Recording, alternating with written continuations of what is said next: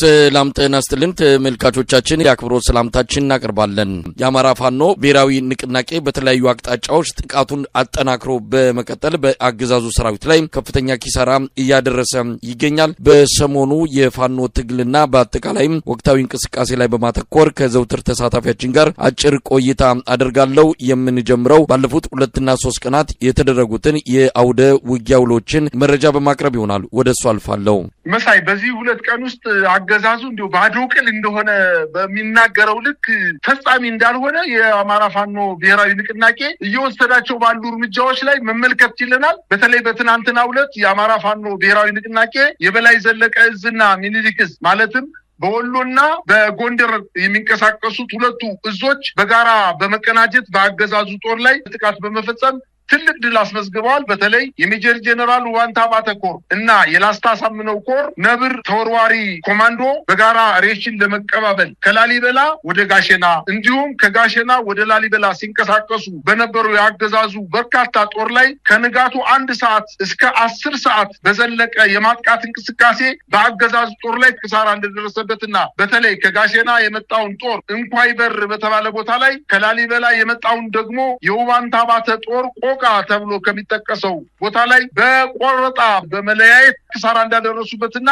ሲያዙትን ስንቅና ትጥቅ ለማቀባበል እንኳን ከላሊበላ ወደ ጋሸና ሙሉ ሰራዊት መንቀሳቀስ እንደማይችል እንዲሁም ለመቀበል እንኳን ከላሊበላ ተነስቶ ወደ ጋሸና ሙሉ ሰራዊት መምጣት እንደማይችል ግማሽ መንገድ እንምጣ በማለት ከመድረሳቸው በፊት የፋኖ ኃይሎች ሁለቱ ጎንደርና የወሎ እዞች በጋራ በፈጸሙት ማጥቃት ከባድ ጉዳት እንዳደረሱበት ነው መረጃዎች እያመላከቱ የሚገኙት። በሌላ ዜና እንዲሁም በመርሳ ከተማ ላይ ከደሴ ወደ ወልዲያ ሲጓዝ በነበረ የአገዛዙ ኮንቮይ ወታደራዊ ፓትሮል ላይ ጥቃት ተፈጽሞ ከ30 በላይ የሰራዊቱ አባላት እንደተገደሉና በተለይ ባለሽርጡ ክፍለ ጦር በሲኖትራ በ2 ሲኖትራክና በአንድ ፓትሮል ሲጓዝ በነበረ የአገዛዙ ጦር ላይ በአርፒጂ በተፈጸመ ጥቃት 2ቱም ሲኖትራክና አንድ ሙሉ ወታደራዊ ፓትሮል መኪኖች ተቃጥለው ተጭነው ሲሄዱ የነበሩ የመከላከያ ሰራዊት መደምሰሳቸውና 3ቱ መኪኖችም በሳት መጋየታቸውን መረጃዎች እያመላከቱ ይገኛሉ። በሌላ ዜና እንዲሁ በቋራ በተለይ በሙር በተባለው አካባቢ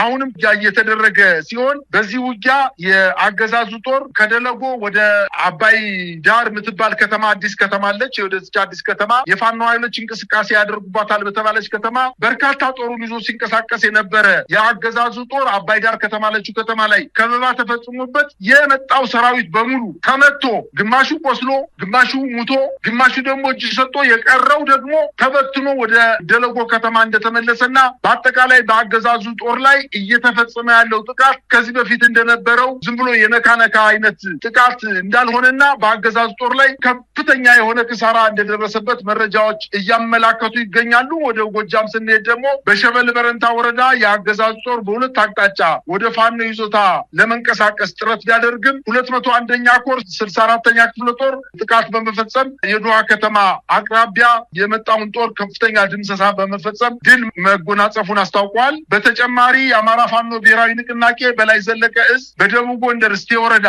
ከደብረ ታቦር ከመካነ ኢየሱስ ደንጎለት የተነሳው የአገዛዙ 804ኛ ኮር እንዲሁም ከደራ አርብ ገበያ በ2 አቅጣጫ የእስቴን ዳንሳን ብርጌድ ለመምታት የተጓዘ ቢሆንም ገና መምቻ ከተባለ ቦታ ላይ ራሱ ተመቶ ወደ ኋላ መበተኑ እና ወደ መጣበት መመለሱን አስታውቋል። ከደራ ሐሙሲት ወረዳ አርብ ገበያ እና እስቴ ወረዳ መካነ ኢየሱስ የተነሳው የአገዛዙ ጦር ደንጎለት እስከ ገና መምቻ ባካለለ ቦታ ላይ ከፍተኛ መልሶ ማጥቃት ደርሶበት ተበትኖ እንደተመለሰና እንዲሁም ከስማዳ ወረዳ ወገዳ የተነሳው ጦር በጸዶዬ አቅጣጫ ቢያቀናም ያሰበው እንዳልተሳካለትና ተመቶ ወደ ኋላ መመለሱን ነው መረጃዎች የሚያመላክቱት። በተለይ ሸምበቂት በተባለ ቦታ ላይ አንድ ሙሉ ሻለቃ የመከላከያ ሰራዊት ሙሉ በሙሉ ማለቁን ነው መረጃዎች ያመላከቱ የሚገኙት። በአጠቃላይ በየተደረገ ባለው ጦርነት የአገዛዙ ጦር ለማጥቃትን በሄደበት በምሽግን ተቀምጦ ራሱን ለመከላከል ጥረት በሚያደርግበት አካባቢ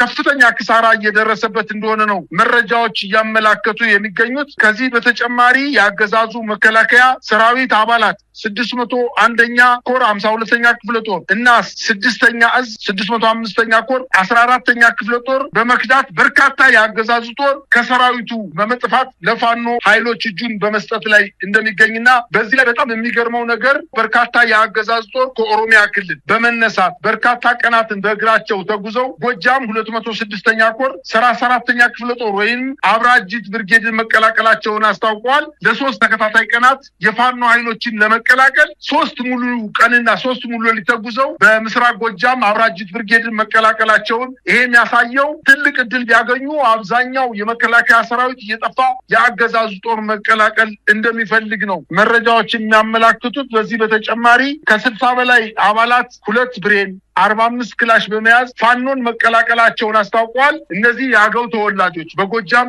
አካባቢ የአገዛዙ ጦር ለመዋጋት በግላቸው ከፋኖ እንቅስቃሴ ውጭ በመሆን በአገዛዙ ጦር አኩርፈው ውጊያ ሲያደርጉ የነበሩ ኃይሎች የፋኖ ኃይሎች አንድነትን ከፈጠሩበት ቀን ጀምሮ ለመቀላቀል ከፍተኛ ጥረት ሲያደርጉ እንደቆዩና ጊዜው ሲመቻቸው 60 የሚኒሻ አባላት 2 ብሬና 45 ክላሽ ይዘው የፋኖ ኃይሎችን ተቀላቅለዋል። እንግዲህ በርካታ የሰራዊት አባላት የከዱ የፋኖ ኃይሎችን እየተቀላቀሉ እንደሚገኙ እንግዲህ አሁን በዚህ ዜና ለመጥቀስ በጣም አስቸጋሪ ነው። በርካታ ቁጥር ያለው በሰሜን ሸዋ፣ በምዕራብ ጎጃም፣ በምስራቅ ጎጃም እንዲሁም በደቡብ ጎንደርና በሰሜን ወሎ አካባቢ በርካታ ቁጥር ያለው የሰራዊቱ አባላት እየፈረሰ በተለይ በዋናነት አመራሩ የመስመራዊ መኮንን 50 አለቆቹ፣ 10 አለቆቹ፣ የቡድን መሪዎቹ፣ የጋንታ መሪዎች፣ የሻምበል መሪዎችና የሻለቃ መሪዎች ሰራዊታቸውን እያያዙ ከፋኖ ኃይሎች ጋር እየተቀላቀሉ እንደሚገኙ ነው መረጃዎች እያመላከቱ የሚገኙት።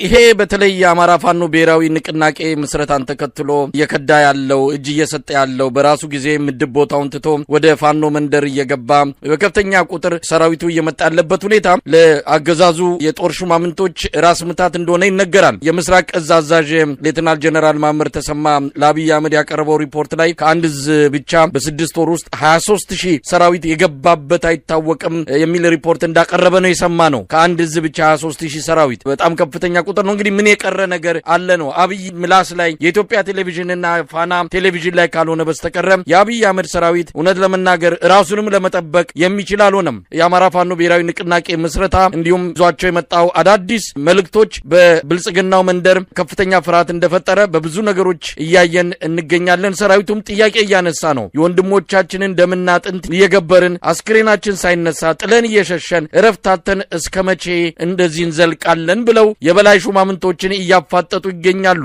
ለማንኛውም በሂደት የምናየው ይሆናል። በአንጻሩ ከአማራ የትግል እንቅስቃሴ ራሳቸውን አርቀው በዚህን ጊዜ ላይ ወደ አንድነት መሄድ ሳይችሉ በተለያየ ተልኮ ፋኖን ተቀላቅለው የነበሩ በመጨረሻው እውነተኛው ጊዜ ሲደርስ ጥለው ወደ ብልጽግና የገቡ ሰዎች ሰሞኑን የብልጽግናን የቴሌቪዥን ጣቢያዎች ተቆጣጥረው አይተናል። አዲስ አበባ ላይ ኮሪደር ልማት አስፋልቱ ላይ እየተመሸነሹ በጣም ደስ ብሎናል፣ ቻይና ሄድን የመሰለን እያሉ ምስጋናና ውዳሴ ሲያቀርቡ በእውነት እንደነዚህ አይነት ሰዎችንም ጭምር ይዞ ነበረ ፋኖ 2 እና 3 ዓመታት የቆየው። እውነትም ፋኖ ማጥራት ነበረበት። እንደነዚህ አይነቱን አንጓሎ ማሰናበት ነበረበት። በራሳቸው ጊዜ ሜዳቸው አንድ ነገር ነው። የቀሩም ካሉ እንግዲህ ተጣርቶ እውነተኞቹና የነጻነት ታጋዮቹ ብቻ ከአሸናፊነት ደሴት ላይ ይደርሳሉ።